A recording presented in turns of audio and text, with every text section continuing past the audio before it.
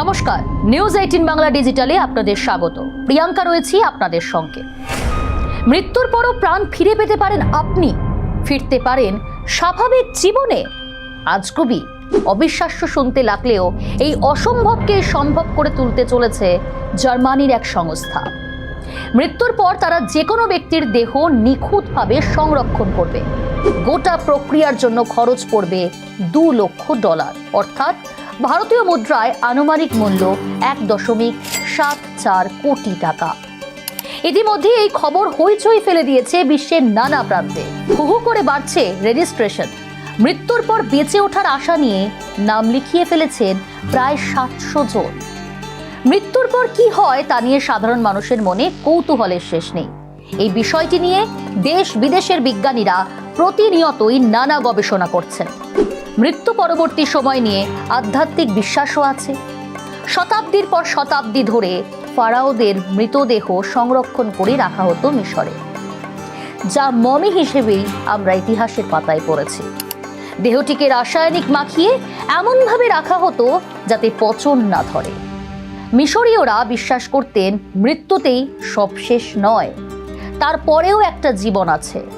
1000 বছর আগে তাদের সেই দেহ সংরক্ষণের প্রক্রিয়া আজও অবাক করে দেয় গবেষকদের। 21 শতাব্দীতে এসেও মৃত্যুর পর সঠিক পদ্ধতিতে দেহ সংরক্ষণেই জোর দিয়েছে এই জার্মান সংস্থা। মৃত্যুর সঙ্গে সঙ্গে শুরু করে দেওয়া হয় এই প্রক্রিয়া। সংস্থার নাম টুমরো বায়ো, সদর দপ্তর বার্লিনে।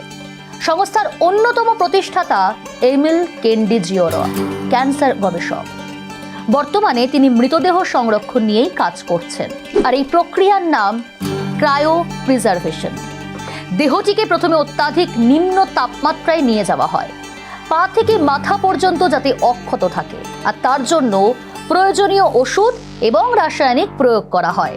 অতি দ্রুত এই প্রক্রিয়া সম্পন্ন করা হয় যাতে দেহের একটি কোষেও পচন না ধরে।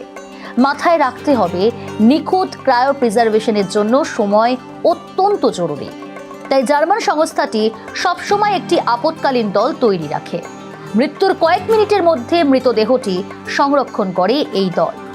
দিনরাত সজাগ থেকে গোটা প্রক্রিয়া শেষ করেন তারা। এ তো গেল দেহ সংরক্ষণের পদ্ধতি।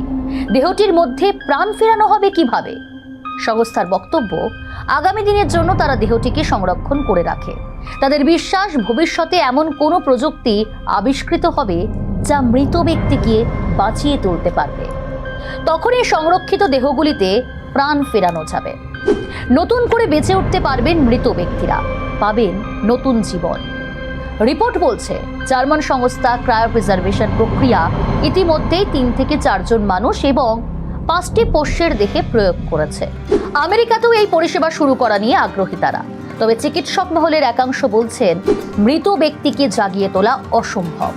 এখনো পর্যন্ত তেমন কোনো প্রযুক্তি আবিষ্কার হয়নি। যদি এমন কোনো প্রক্রিয়া বাস্তবে সম্ভব হয়ও, সেক্ষেত্রে বেঁচে ওঠা ব্যক্তির মস্তিষ্ক গুরুতরভাবে ক্ষতিগ্রস্ত হতে পারে।